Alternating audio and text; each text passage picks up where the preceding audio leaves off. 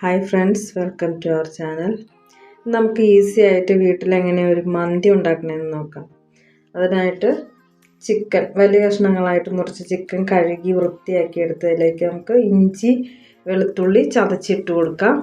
അതുപോലെ തന്നെ ഒരു ക്യാപ്സിക്കം ഞാൻ എടുത്തേക്കണം, ഒരു ക്യാപ്സിക്കം ചെറുതായിട്ട് അരിഞ്ഞത്, കുറച്ച് സവാള, അതുപോലെ തന്നെ മാഗി ക്യൂബ്.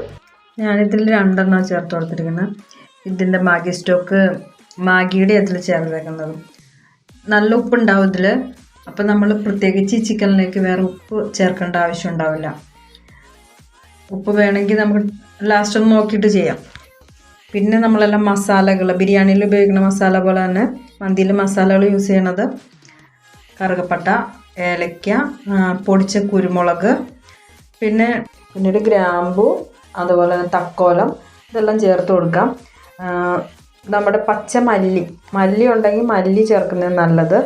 ഇവിടെ മല്ലി ഉണ്ടായിരുന്നില്ല, അതുകൊണ്ട് മല്ലിപ്പൊടി ഞാൻ ചേർത്തത്. അതുപോലെ തന്നെ നമുക്ക് ഉണങ്ങിയ നാരങ്ങയില്ലേ, നാരങ്ങയും സാധാരണ മന്തിയിൽ യൂസ് ചെയ്യും. നമ്മൾ വീട്ടിലാവുമ്പോൾ ഇതൊന്നും ഉണ്ടാവില്ല കേട്ടോ. പിന്നെ മുളക് പൊടി അതും കൂടി കുറച്ച് ചേർത്ത് നമുക്ക് മിക്സ് ചെയ്ത് കൊടുക്കാം.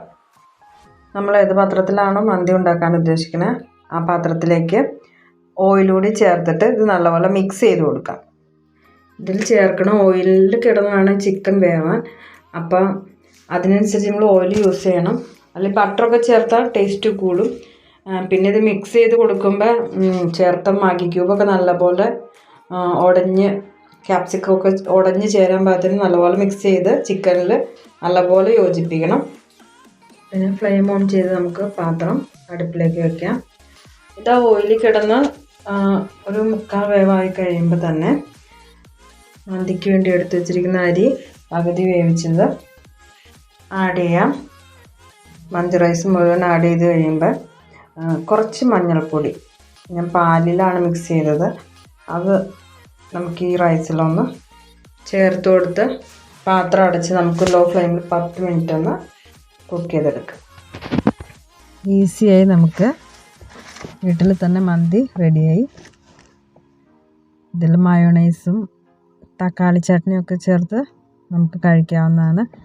അപ്പോൾ എൻ്റെ ഈസി മന്തി എല്ലാവർക്കും ഇഷ്ടപ്പെട്ടെങ്കിൽ എൻ്റെ ചാനലൊന്ന് സബ്സ്ക്രൈബ് ചെയ്യണേ, ലൈക്ക് ചെയ്യുകയും കമൻറ്റ് ചെയ്യുകയും ചെയ്യണേ.